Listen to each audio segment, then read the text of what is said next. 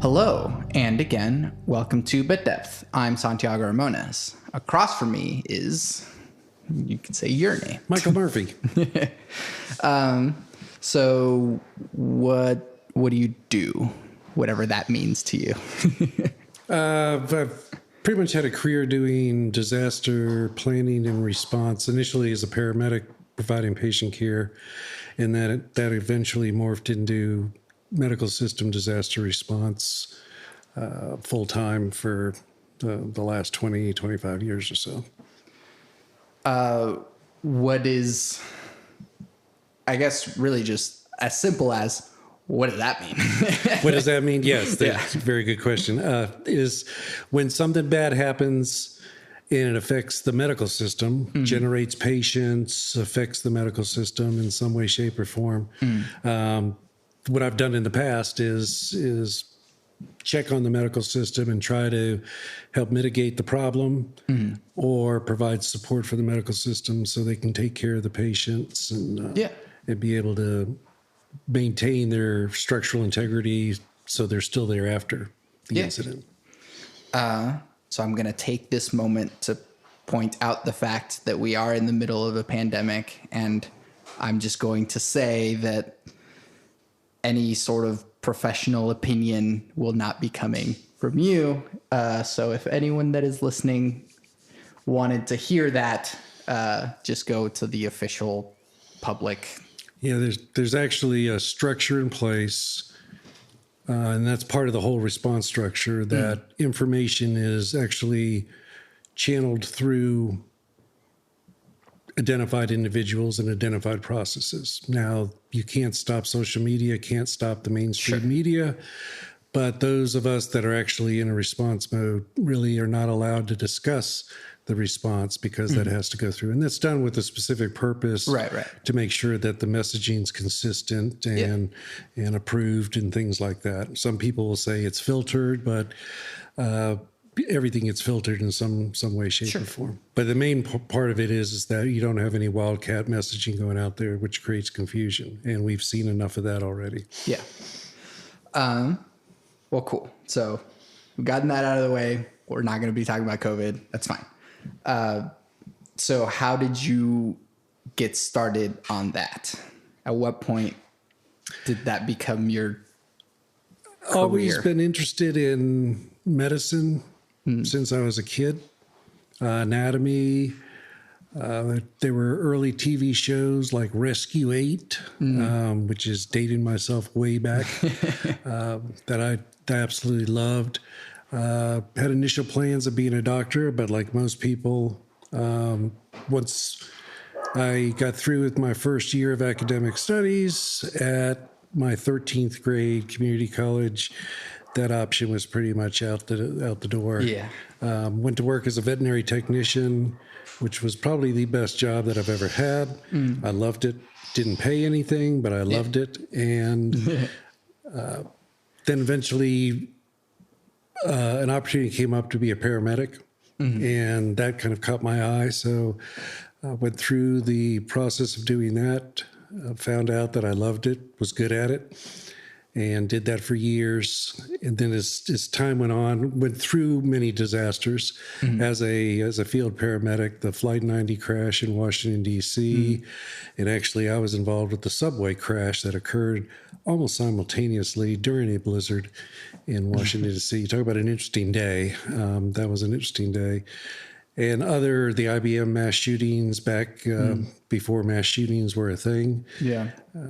So I developed some experience, some expertise on it, and some interest, and eventually got up to a high enough level within administration that they wanted somebody to do that on a regular full-time basis.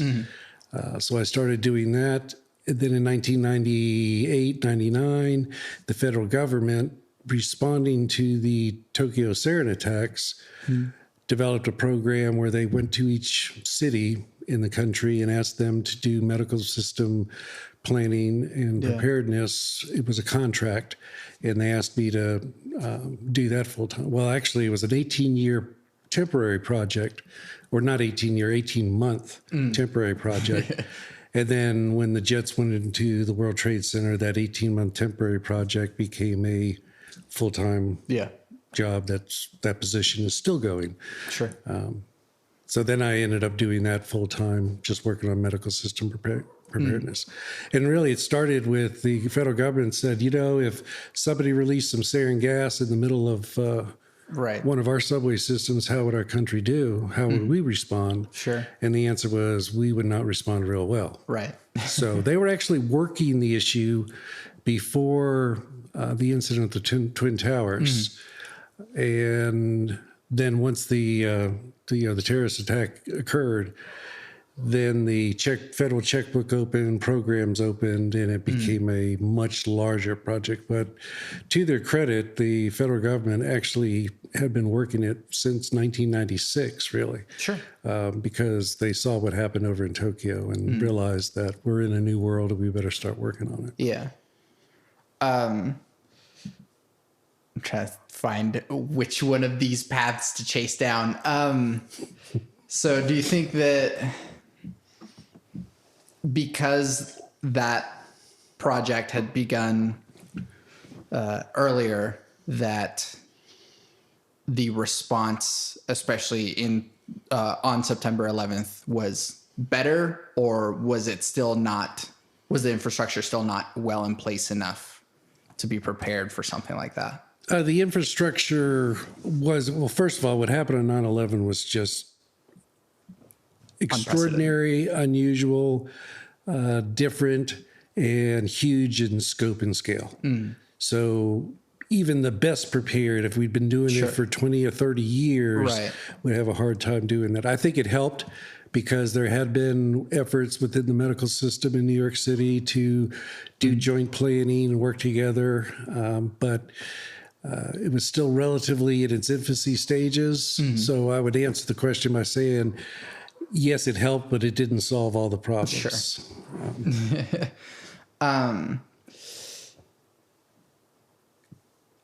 Okay, well, I'll just follow this train of thought then. Since, you're not a doctor, but you do work in medical systems, I guess what's the distinction between sort of being a medical professional versus what you do? Yeah, that's an excellent question because people ask me that all the time. The doctor is the pinnacle of delivering clinical care to an individual patient. He or she's had an incredible amount of education, and what a lot of people don't realize is a lot of hard work working the floors, 20,000 hours of clinical experience before they cut them loose to be able to treat anybody. Sure. But their focus is on the individual patient, and they're providing clinical treatment. Yeah. So you're looking at that as from an individual unit base as opposed to a system base where you're looking at all the doctors. And not only all the doctors, but all the nurses and everybody that makes up this huge infrastructure that we call our medical system and then our public health system. Right. So I look at it from the macro level where the individual physician will be treating a patient at the micro level. Right. It helps to have clinical expertise to a certain degree.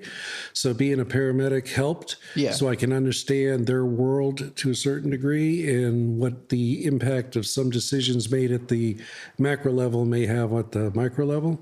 There are certainly physicians that operate at the macro level. Yeah. And do it quite well.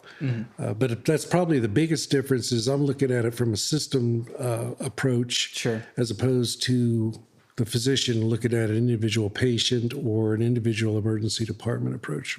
Yeah. Does it, do you kind of face issues in that since you aren't a doctor, that your opinion is sort of distrusted from that clinical perspective because you... Very rarely do you run it. Number one is I don't pretend to be a clinical expert. Sure. but I have expertise in certain things that the physicians don't. And my experience has been is that as long as you recognize their expertise and their capabilities, and you don't try to usurp those or pretend like you've got the same level, they're very willing to work with you. I've had relatively few instances of ever dealing with a physician when it comes to preparedness and planning and things like that, that where, you know, they thought they knew more than I did. Things like that. They'll get accused of that a lot because they're extremely intelligent people, very well educated and trained, and they have opinions. And they're also patient advocates, so they'll offer opinions. Sure. But usually there's a way to make a happy middle ground. Where we run into conflict is when you look at it from the greater good versus the individual patient. Physicians tend to be advocates for their individual patients. And sometimes we have to look at it from a greater good aspect that may conflict. Sort of like the public health approach, where public health looks at communities versus individuals, where the medical system looks at individual patients. And so sometimes there's a conflict. Classic example would be the use of antibiotics.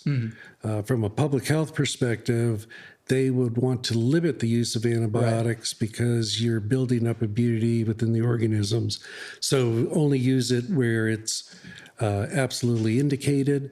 Whereas some physicians may give somebody an antibiotic even though they know it's viral, just in case, or that's because what the patient wants. Antivirals is another one. Don't give everybody Tamiflu because the influenza or virus will develop immunity to it, where a physician will say, I've got a patient who's incredibly uncomfortable, sick, and I've got a medication that will relieve their suffering, so I'm going to give them the medication. But that's the exception to the rule. The vast majority of the time, they're walking hand in hand because one can't survive without the other. How much time did you spend as a paramedic? I started EMS in 1976, became a paramedic in 78, and I just let my license lapse in 2018. So basically I was 40 years as a paramedic. Now, I actually worked as a paramedic from 78 to 92. Then I became a field supervisor, so another 10 years where I was out there supervising other paramedics, but still practicing. And then after 98, 99, then it was pretty much going into the systems approach. Oh man, I was forgetting how I was going to word this question. Okay, since you kind of work in the crisis part of that, is there ever a point that the system is not in some sort of crisis thing? Like, what is the normal zero state, if at all? Well, the system does have a zero state. Now, there's always a low-level crisis type thing. It depends on the time of day, time of year, where you are geographically located, what's going on. Summertime versus wintertime, things will be different. The problems to the system will be different. Normally, the system tends to suffer a whole lot more from November until March just because of influenza season. So that taxes the system more because there's more patients that need to be cared for and more providers that get ill with the flu. So there's always a low level changes. It's a very dynamic system. But for the most part, the system takes care of itself. With individual pockets of mini crisis. One hospital may get overloaded and want to send their patients elsewhere. That's a constant thing. But that's dealt with on a daily basis by the people within the system without any really outside assistance.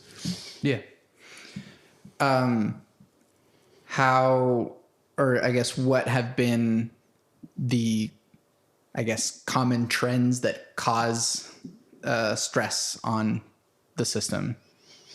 The system, basically the way to look at it is resource. If you have the resources to treat the patients, then everything seems to be fine and hunky-dory. If you have enough staff in your ER and you have the access to diagnostics and ORs, then the system just clicks right along. The things that upset the system are breaks within the resources. So if something happens with staffing, if the volume of patients suddenly increases because now the staffing you have is not adequate, so you've got a resource shortfall there. If their building gets damaged, if the utilities that support the building, which is a relatively common one compared to the others, if all of a sudden power goes out, hospitals have generators. But one of the things that they're most dependent upon is water. A hospital cannot function longer than probably 24 hours without water. And it's used in so many different parts of the hospital system. But things like that. So it's just if there's any interruption in the resource needs, then there's a temporary crisis, and then depending upon how long that interruption occurs, then you get into real crisis. It's interesting because on May 20th, 2013, when we had that massive tornado, the day of the tornado was absolutely horrific. We had people die, children die. We had lots of people injured, but it didn't really negatively affect the medical system. We even had a hospital that was hit by the tornado that had to be evacuated. But the hospital system had enough resources and enough capacity that it was easily able to address that situation. But what a lot of people don't realize is that the Draper water plant lost both its sources of power. And so it could no longer pump water to about a third of the city. And that meant 13 hospitals were without water. And I actually, the day after the tornado was more of a crisis for me because I was looking at having to evacuate 1,000 patients to put them in hospitals that still had water and could run air conditioners and things like that. Thank the Lord for small favors. They got the water back on. We actually did move some patients, but not nearly the amount that we were looking at. But that's an example of, even though there's a lot of patients, if the system can handle those patients, it's not really a crisis. Now it's a crisis to the individuals involved and the people that died or lost loved ones. But from a system point of view, that wasn't a major stressor. The major stressor was the next day when the water didn't work for 12, 24 hours. So speaking of things like that, what are the little things that are kind of unseen stressors that people would normally consider that becomes a big deal, even if it...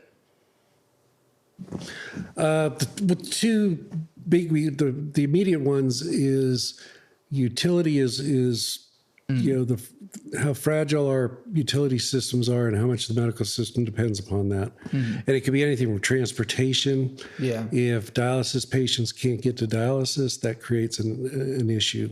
Snowstorms can create a problem. So it's interruptions to the infrastructure.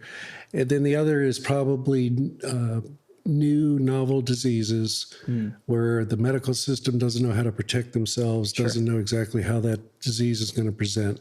Then that becomes a threat or a potential threat to each individual healthcare provider.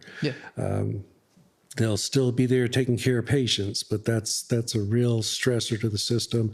And all of a sudden protection equipment can be utilized, and then you've got another resource challenge that you got on your hands. As far as patient volume, they usually handle patient volume surges on a semi-regular basis. So as long as it's not overwhelmingly excessive, they adapt and they handle the what we call a surge, and then they come back down to pre-surge levels. They do that every year with the flu season, things like that. Now, obviously, if the number of patients becomes sustained and excessively high, then you've got issues about having to ration care and things like that. Sure. But the immediate ones is probably the new diseases or unknown diseases that they're not familiar with, so they don't know exactly how to treat, and more importantly, they don't know exactly how to protect themselves, which is the situation that we're in right today. Sure. And then the other one is probably just the damage or the interruption of the infrastructure that the medical system depends upon. That can have an immediate effect. Yeah. Since you've been doing this for a while, how has technology affected or impacted, made your job easier or harder in some cases? It's done both. Yeah.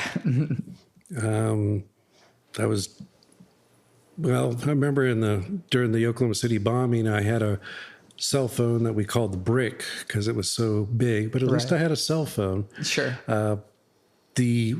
One of the infrastructure issues that has come about has been the information technology infrastructure, and hospitals are incredibly reliant on that. Yeah. The internet. X-rays are all digital now. Yeah. They're sending information back and forth. All electronic charting is digital. So you lose the internet.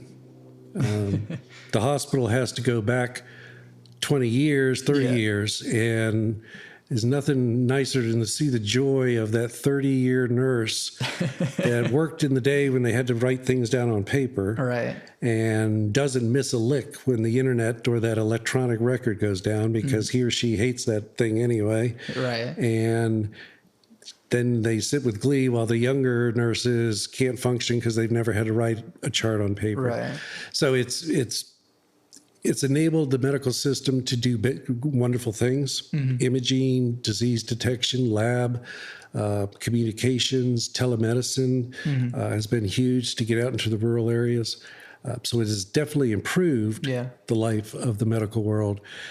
But it's also now one of those infrastructure issues that you're very dependent upon.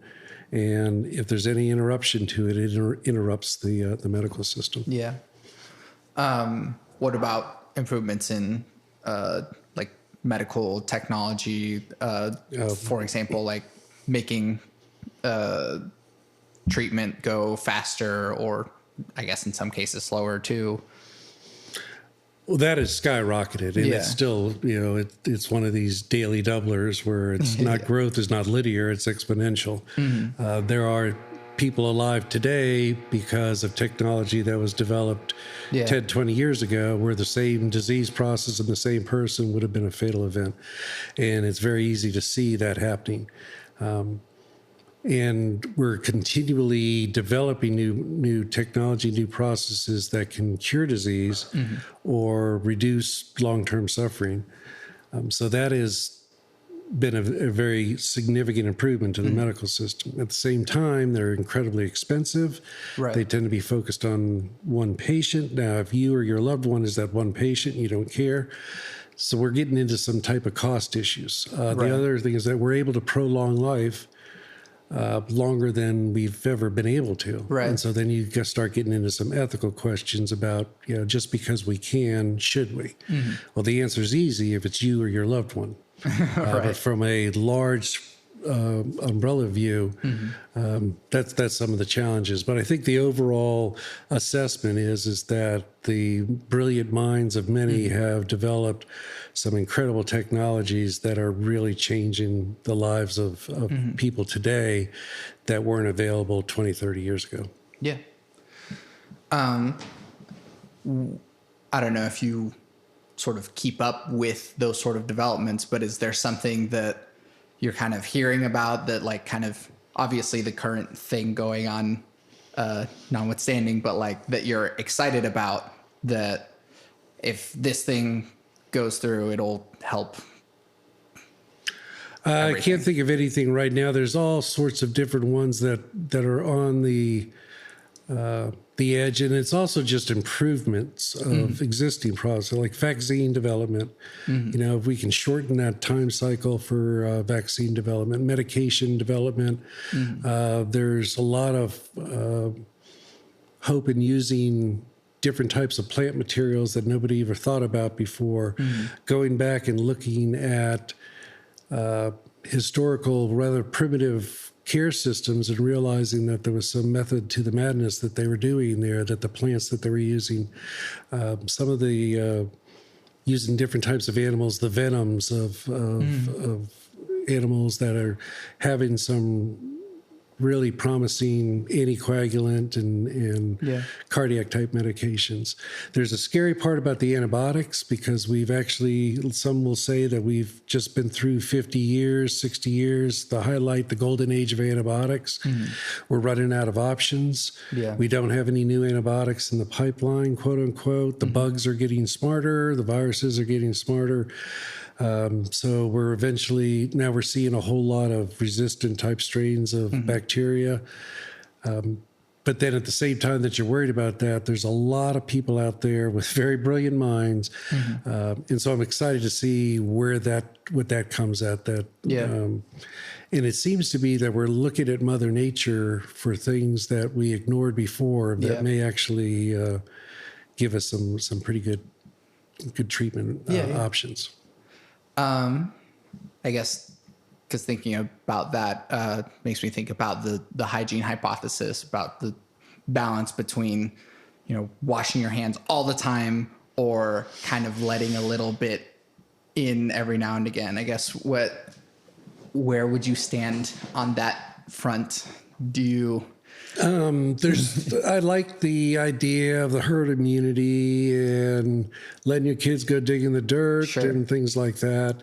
I think that to be putting kids in a bubble creates issues or may create issues. I don't think anybody knows definitively.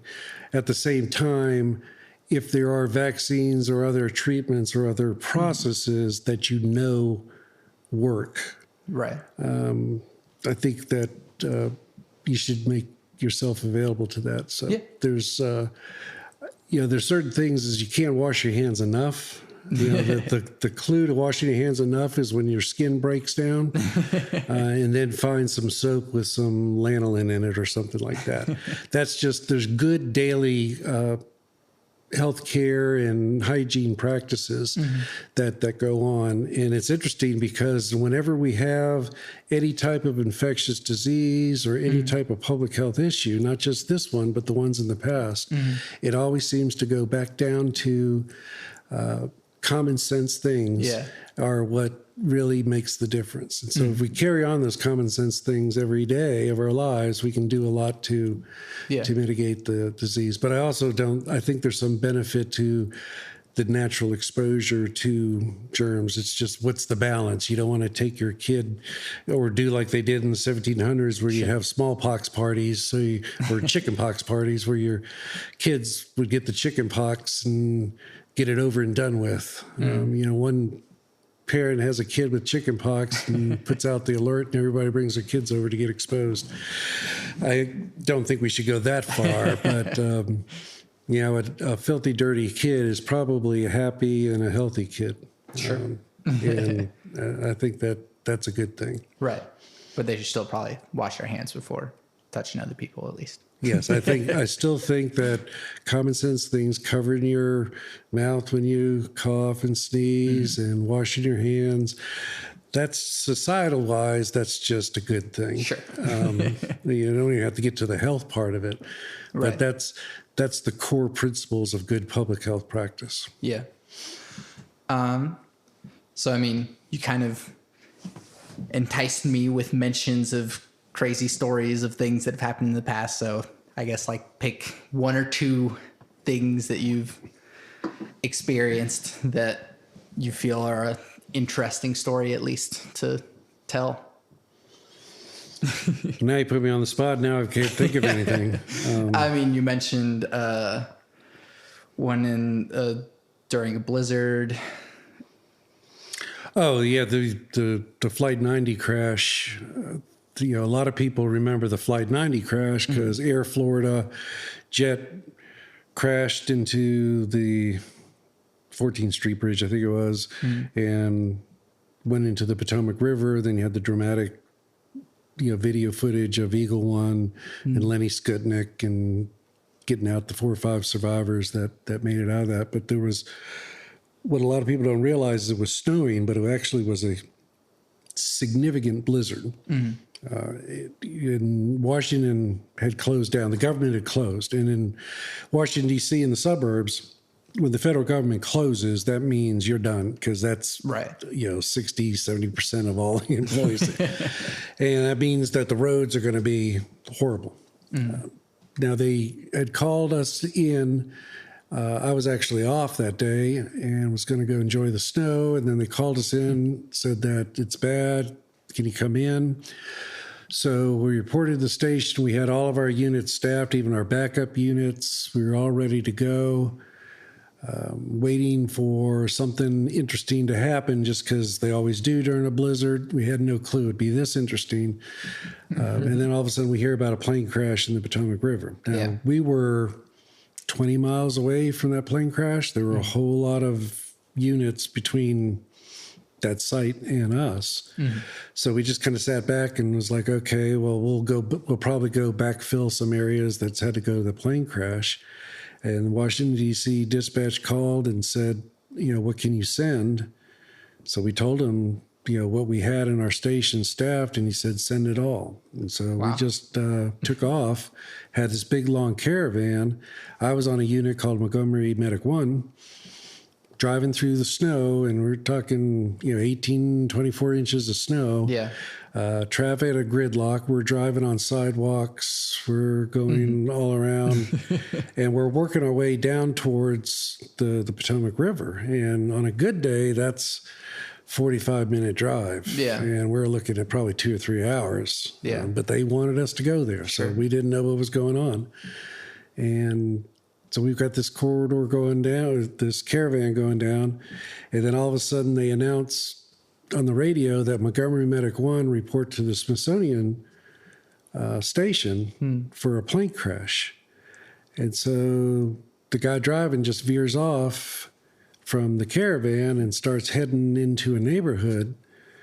And I'm upset because I think it's just somebody is got plane and train confused. And now I'm not going to make it to the plane crash. I'm going to miss the big one, quote unquote, because some dispatcher couldn't tell the difference between a plane or a train. And then we're going through this neighborhood, and I finally, I had to ride in the back of the truck. So I stuck my head in through the window and just said, do you have any idea where you're going? And he said, no, because it was total whiteout. It was total blizzard. And I was like, well, probably would be a good idea to try to find out where to go instead of just driving around aimlessly. And we found a police car that was sitting there with a couple of cops in it and banged on the window, scared the daylights out of them, and said, how do you get to the Smithsonian station? And so they escorted us down. We finally get there. The Smithsonian station sits right on the mall in Washington, D.C. So there's this big open area that was just totally deserted and full of just a total white winter wonderland. It was just beautiful, still. And the Smithsonian station is actually just a hole in the ground with an escalator that goes down into the station. We get there, and there's not another piece of apparatus there. Nobody's there. It's dead quiet, nothing, which just convinced me that the dispatcher had made this horrible mistake. And that I'm going to miss the plane crash. We get our gear out. We get met by a DC fire chief. I was like, okay. And they're going down into the hole. And he came up and said, you don't need to bring that stuff with you. And we're like, oh, great. Well, it's... and I always had a policy that if I went down into the subway system, I brought my gear with me because it's too far to go get it again. So I just told my crew that we're bringing everything with us. We get down to the tracks, nothing going on in that station, the platform.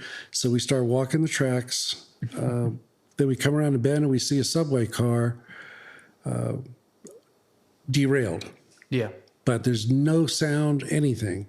And once again, I was just like, okay, so it's a stupid derailment that happen every now and then. But obviously it's so quiet that nothing's going on. So now here I am underneath the mall, and there's a plane crash in the Potomac River that I'm going to miss. And then just as I got up to the car, Hearst tool, one of the hydraulic rescue tools, motor started up. And I was like, well, that's different, because that means they're cutting somebody out of something. And then I got to the car, and there was another DC fire chief there in the car. And I said, I'm, Paramedic Murphy, Montgomery Medic 1. I was told to respond down here. And he just said, well, thank God you're here. Your patient is at the end of this car in between the 3 dead ones. And I was kind of like, okay, that's different. And so I hopped up in the car, which the bottom of the car is probably at about the 6-foot level. And I hopped up, and then on the other side of the car, I could see the rest of the tracks, and it was absolute Armageddon. There were lights, medics, patients, everything. And this had been a major train crash. Yeah. So then we had to cut out some of the dead bodies to get to my patient. Wow. And eventually took him out the other one to the next station, which is called Federal Triangle, and got to the platform there with my patient, who was traumatically injured, had to go to GW. And then once I got to the station, once again, there was just medics and patients. And I was just like, how could it be so quiet up until that car? And then I took that patient up, took him to GW, and then when I got done with dropping the patient off at GW, then I got sent down to the plane crash. But it was over and done with by then. Right, but it was pretty eerie. What a lot of people don't realize, too, is the plane crashed on the bridge, and that bridge was filled with cars.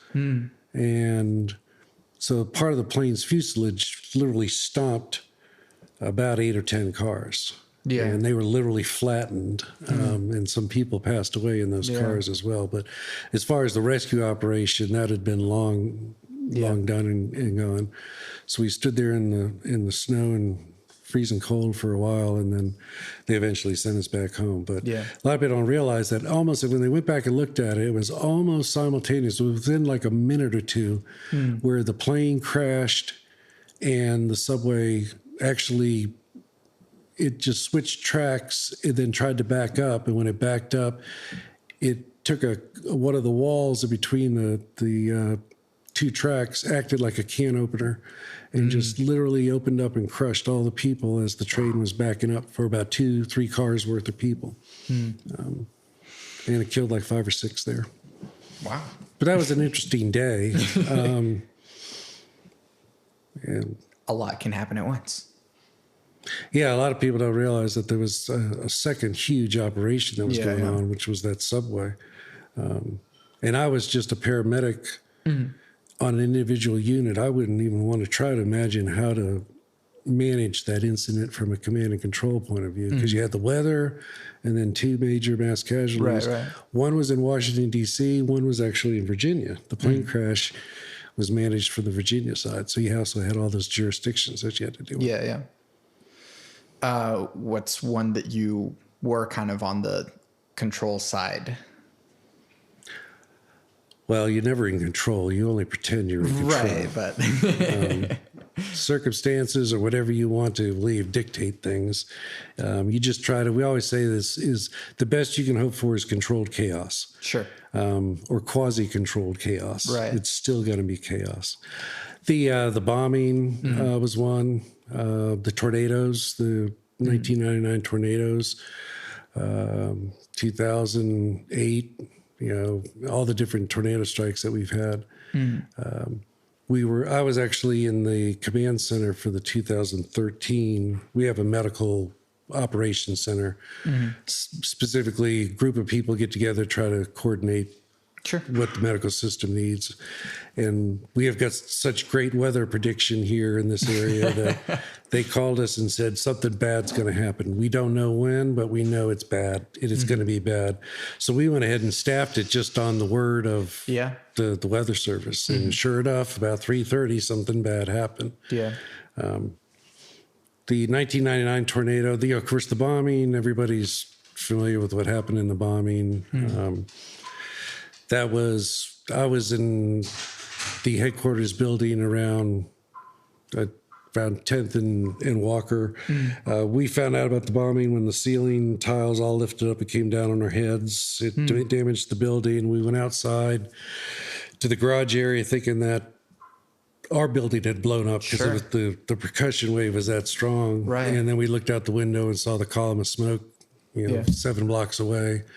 So we realized that, number one, it wasn't our building that blew up. And number two is, whatever it is, it was pretty impressive because it shook our building that far away. Yeah. And that was living down there for the first 72 hours.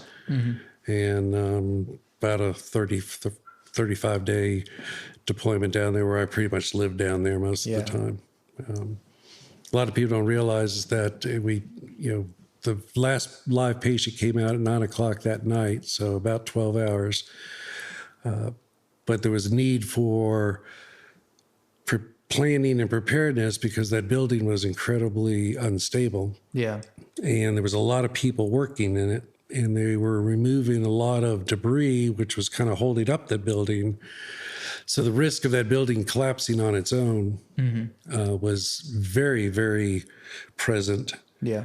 And a lot of the people don't realize what I consider the true heroes is those Allied construction, Allied steel guys, because they basically stabilized the building with construction workers before the firemen and policemen and paramedics could, or while the firemen and policemen and paramedics were working. Yeah. But their stabilizing the building stopped it from falling down when we were trying to retrieve the bodies and stuff like that. So a lot of people don't realize is that there are, in every incident, there are unique, unheard of, unrecognized people that do superlative work that really make the difference. And the people they are working realize how important they were, but they don't always get the media. The police, the firemen, everybody gets all the heroics, but there's always somebody. It's a public works. During the bombing, public works turned off the water to the building. In fact, if you look at pictures, if you see people drenched from head to toe, they were there early because it busted up the sprinkler system. And there were a lot of people that were in danger of drowning because they were trapped. The basement was filling up with water. And it was a city public works person that turned off the water to the building. That act alone probably saved 10 lives. Yeah. Never hear about that. Sure. And that goes on with everyone. Yeah. The 99 tornado, that was interesting because we knew we were going to have a disaster. We had 45 minutes warning. And what do you do in 45 minutes? We sat and we did the deployment, made sure everybody's safe, told the units that when we tell you to, go find cover, identify your cover now. Sure. And then as it got closer, we moved them back, getting ready to stay out of harm's way to be able to come in behind it. But we sat there and watched it on TV just like everybody else, realizing that, in about an hour, our life is going to change significantly here. And sure enough, it just kept on coming and plowed in. Yeah. We almost got taken out by a backside eddy. When a large tornado goes through, a lot of times there's little tornadoes that are affiliated with it, especially one that size. That thing was a pretty big tornado. So when it went by, we filed it behind it to start trying to pick up the pieces. Sure. And all of a sudden, our vehicle lifted up, and it was a Ford Expedition, I think, I think it was an Expedition. But it felt like it lifted up in the air, and then when it came back down, the wheels were turned, so it jerked in turned direction. Driver got it under control, and so I just looked at him and said, "Did what I think happened just happen?" And he said, "Yeah, we just got caught by one of those eddies." So then we had a cameraman with us, and we told him his job was to look out the back window and look for tornadoes. And he thought we were joking with him. And then we just gave him some choice language, and because we didn't know if it was coming. It happened to us once. It could happen to us again. Yeah. And then it also was the challenge of where do you start? Yeah. You've got 18 miles by 1 mile wide of total destruction. Yeah. So we were arguing about where to start, and we saw an Oklahoma City engine company go down Western Avenue, and I said, okay, we'll follow him. We'll just start wherever he starts. Sure. And pulled up in front of Westmore High School, and that's where we started. Sure. And kept from there. Yeah. That actually, I guess in some way, kind of, there's no good way to transition to the second half of the podcast. So, what is the role of spirituality or religion in your life? It's important. I was born Roman Catholic, raised Roman Catholic, exceptionally comfortable in Roman Catholic churches, in the Roman Catholic lifestyle. Got some disagreements like most American Catholics have with the World Catholic Church. But that being said, I'm not a big fan of organized religion per se. In fact, I have a quote from Jethro Tull that's up on my wall in my office. Is I asked this God a question, and by way of firm reply, he said, "I'm not the kind that you have to wind up on Sunday." So it's spirituality, religious relationship, what have you, is a 24/7, 365, and it's not dictated by whether you attend Mass or not. Yeah. Don't particularly care for the people that go to Mass, act all devout, and then go live their life as Whatever else. ugly people or what have you during that period of time. I'm interested in all faiths, all religions. I've actually studied them to a certain degree. Every one of them has interesting aspects to it. Yeah. I'm also what makes one religion right over the other religion being right. Can 1.5 billion Chinese be totally wrong because they're not Christian? Can 600 million Muslims or whatever it is be wrong? So I just kind of prefer just that there's some type of superior being, some type of intellectually a superior energy, superior being, something beyond what our life is right now. Right. Call it God, call it what have you. Now, emotionally and based upon my past, I'm still very much a Christian, love the tenets of the Christian faith. Even if you don't like Christianity, it's still a pretty nice set of rules for society to live by. And if I get stressed or I default to Christianity and my Roman Catholic faith. So that, you're existing intellectually on one level, and then viscerally on another level. So my visceral is Christianity and the Catholic Church.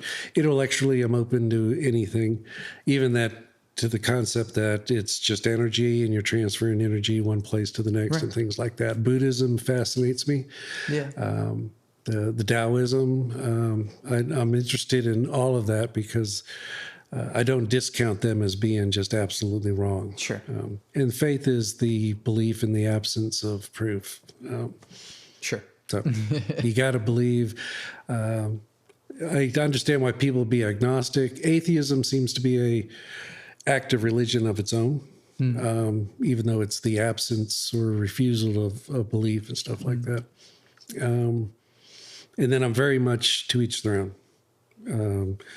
I do not like a particular faith. That means you're wrong. That just disgusts me when that happens. Sure. Because you don't know who's right or wrong. You'll find out eventually. Yeah. So as an extension of that, what is your definition of God? Superior being or presence. Or entity, and you can extrapolate it, once again, intellectually, is anything from energy to a spiritual being that controls things that we don't understand. Yeah. What that entity is and what they're actually controlling. Could be anything from a scientific energy time type dimension to the typical spiritual being. Viscerally, I still default to the spiritual being. Sure. That there is something, someone, call it God, that is greater than us, that controls things that we don't understand. Yeah. So it's kind of a dichotomy. Right. Yeah. It's maybe a cop-out answer, but it's... No, I do that a lot too. Yeah, but then it's a constant struggle, which it should be. And it should be a constant learning process too. I don't like blind faith. I really admire people that have blind faith because that makes life so much easy.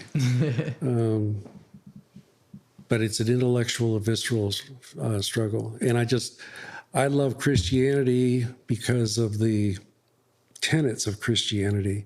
Some of the tenets of Islam are incredible tenets as well. But it's how you live. Spirituality is how you live your life every day and what actions you take. And are you doing things for selfish interest or are you doing things for the greater good? Yeah.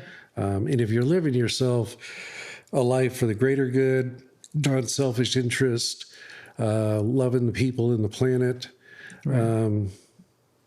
it doesn't make a difference if you're Islam or Christian or Jewish or what have you. That may be the little pigeonhole box that you feel comfortable in. Mine's Christianity, but the next person's could be Islam. As long as you're living like that, then you're living a spiritual life. Yeah. And the other extension of faith, I guess, is free will an illusion? And how is it or is it not? No, I don't think free will. It all depends where you land on that continuum of control intellectually. And if you're a firm believer in predestination and that the entity or whatever it is, superior being, controls all things, then you can make the argument that it is not. I would make the argument that because you have to make conscious choices to determine how you live, and how you're going to interact with other people and how you're going to treat other people. And integrity requires choice and it requires conscious action. I say that free will has been left up to the individual to demonstrate or allow him or her to act in certain ways. Yeah.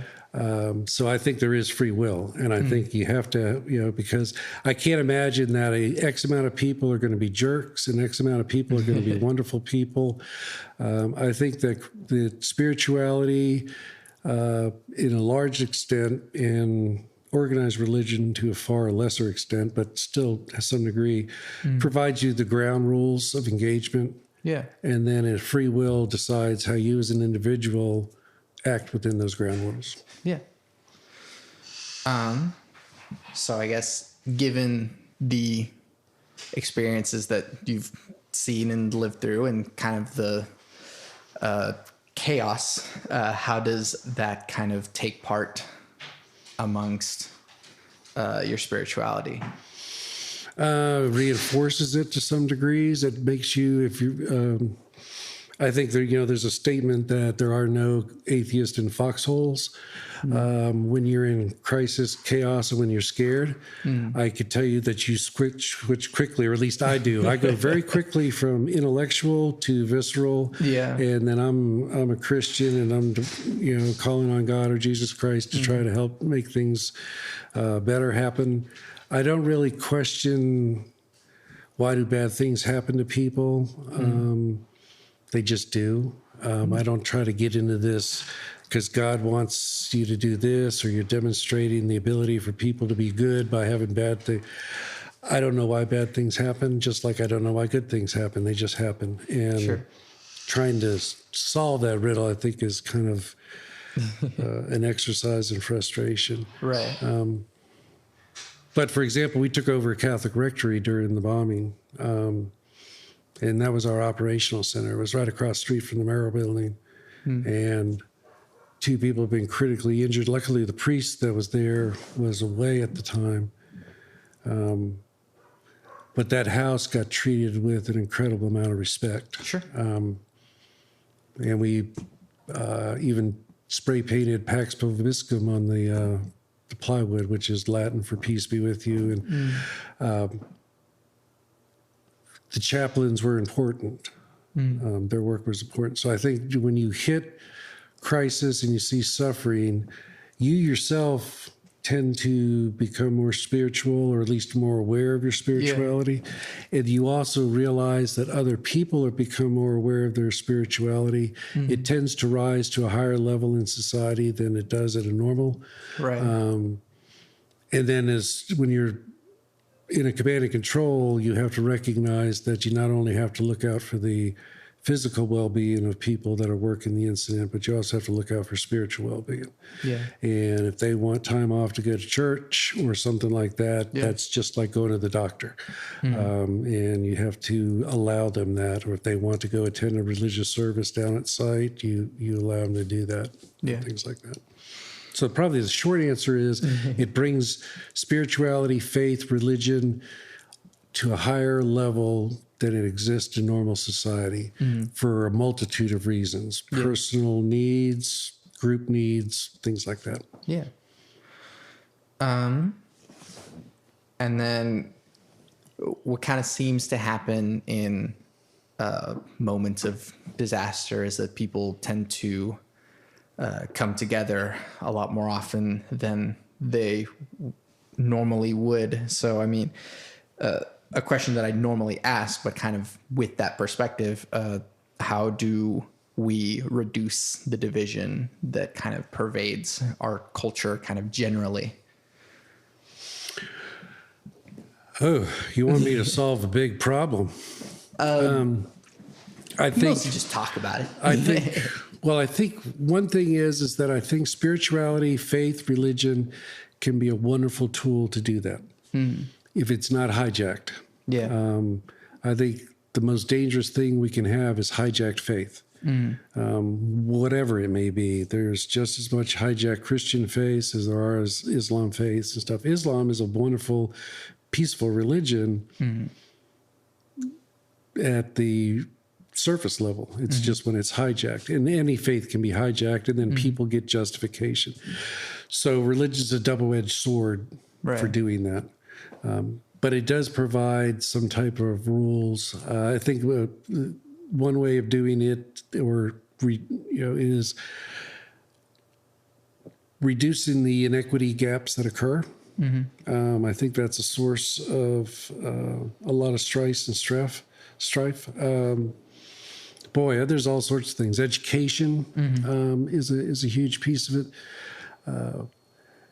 And then I think that it's just in some people's common nature to have problems being able to interact with others. Mental health is a big issue. I think we're just scratching the surface of what does it mean to be mentally well. And it's probably not just that you're not mentally ill. I think there's people that would be perfectly mentally well and pass whatever exam we have, and yet there's hidden or different or some aspect of their emotional and behavioral aspect that does not allow them to act in the way that's probably best for society. They're self-serving, what have you. I think the corporate structure, you need some type of incentive to move humanity forward. Yeah. And greed has always been a good way of moving humanity forward. I'd like to see that kind of removed for scientific excitement, justification, but we can't just sit around and just say we all love each other. We still need to feed and stuff like that. Right. So I probably have gone all around the planet on that, but I think we need to look at education and then mental health development, not mind control necessarily, but making sure that things that negatively affect a child and then an adult's mental and behavioral makeup are identified and mitigated where they can be. And I think we just do a really piss poor job of doing that. Sure. the flip side of that, though, is that you don't want to get into mind control where everybody's Right. thinking the same. It's just like anything else. If you take it to the extreme, faith being one of those, take it to the extreme, it actually becomes such a negative that it kind of cancels any positive that you could have had out of it. Mental health assessment and treatment could be the same. And then eventually we get to the point where it becomes a societal expectation. It's the societal expectation now is to succeed, which is led by greed, which is led by material goods. And as long as that's there and perpetuated and reinforced by media, social networking, what have you, that we're not going to allow the breeding ground for the behavior that we want, because we're telling people that in order for you to be valued as a human being, you have to get X, Y, and Z. And so they go try to get X, Y, and Z. And in the process, particularly if their mental makeup is not one that facilitates peace, love, and understanding type thing, then you've got real negative behavior. What you replace that with is still very much up in the air. But I think is if we value people, like Mahatma Gandhi at the same level that we value Kim Kardashian, then we've gotten somewhere. But until that happens, we're going to keep perpetuating a stereotype that's going to perpetuate bad behavior towards each other. Sure. As an extension of that train of thought that you're kind of following, do you believe that humans are evil by nature? No. Well, let me back up on that. No, I don't think they're evil by nature, because a child is not evil by nature. And a child is the beginning stages of human. Now, can things happen to make them evil? Yes. But by nature, I don't think they are. I think some are probably born with some types of physiological issues or behavioral issues. The amygdala doesn't develop or what have you, that can create behavior, but I don't know if it's evil. But I think human beings, like any animal, starts out not in an evil way. Evil is learned, or the consequence of trauma, or just a behavior pattern that develops because they're chasing that golden material good. Yeah. And to kind of flip away from the negative, what are you, and especially given right now, what makes you optimistic about our future? People. I think the human condition is still there, because I've seen it in every disaster. The Oklahoma City bombing was a pure act of whatever you want to call it, evil to retribution, what have you, but it was a negative act. A huge negative act that had horrible consequences. But that was trumped by the Oklahoma Standard. Katrina, horrible problems occurred due to ineffective city management, racism, inequities, income inequities, whatever reason you want to put in there. Bad things happen, but I saw some incredible things happen with humanity. I saw a couple that saw a lady sitting on her porch in a wheelchair, blind. They did not know this lady from Adam, but they knew that she sat there, she would drown. So they found a baby pool. They put her in the baby pool, and they waited around with her for a day and a half in a baby pool. They floated her and carried her around. And then when she came to us, they were still with her because they had taken emotional ownership of her well-being. And I saw that happen all over. But that doesn't make the news.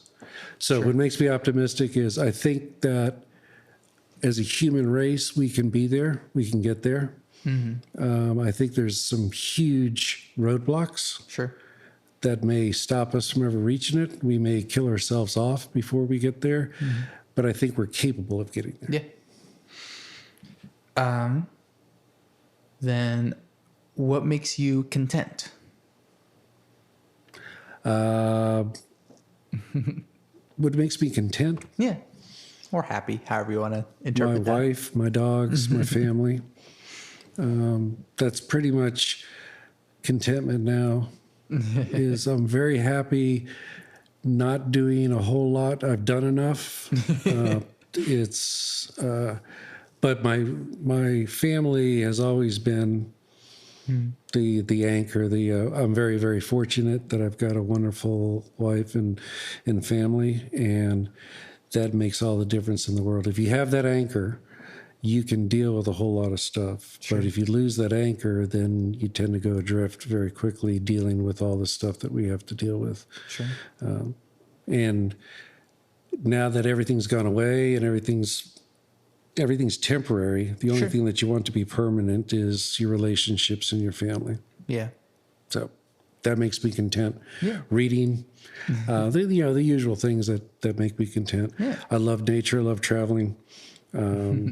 I tend to like the non-touristy places. I like to go experience other people's cultures, lives. Yeah. I love to go to Ireland. I'm very comfortable there. But what makes me content is the family being safe, secure, and then available. Yeah. And that's all you really need. 2 more questions for you. So what advice do you have for people in general? Don't forget the 2 pieces of advice. Public health practices matter, and they can make a difference. Yeah. So it may seem kind of silly right now because you've heard it all over the place, but for human decency and the good of the health and well-being of society, just good public health practice. Yeah. The old wash your hands, sneezing, that type of stuff. If you're sick, whatever, stay home. Easier said than done sometimes, I realize. Sure. And the other is take a good look at yourself, and are you acting the way that some of your more admirable historical figures would act? Your Gandhis, Mandelas, Buddhas, Jesus Christ, or are you chasing that material good and following the Kim Kardashian? And I have nothing against Kim Kardashian, just that the amount of attention. The example. As an example. Or are you chasing the Kardashians? Because I really think if you chase the Kardashians, you may be financially well off, but you won't be happy. Sure. And you won't have done anything to really perpetuate yourself or your family or your fellow man. Yeah. I think that's probably the best thing is just stop and just decide, how am I reacting, and then why am I reacting that way? Sure. And if the answer is I'm doing it because of X, Y, and Z, then you may accept that. It may be great, but probably just assess yourself as, cut through the BS and all the, what's the term I'm looking for? Rationalization. There's a huge amount of rationalization goes on. I have to act this way because of this, or, and just really challenge every bit of rationalization, get down to the nitty gritty and just, why am I acting this way? Yeah. And can I act any different? Because until you do that, you're not going to get to that point where we're, as a society, acting the way we should versus the way that we do. Yeah. And then last one, cake or pie? Pie, definitely. Oh boy, I love baked goods all the way around, but definitely pie. Apple, blueberry, rhubarb, pumpkin.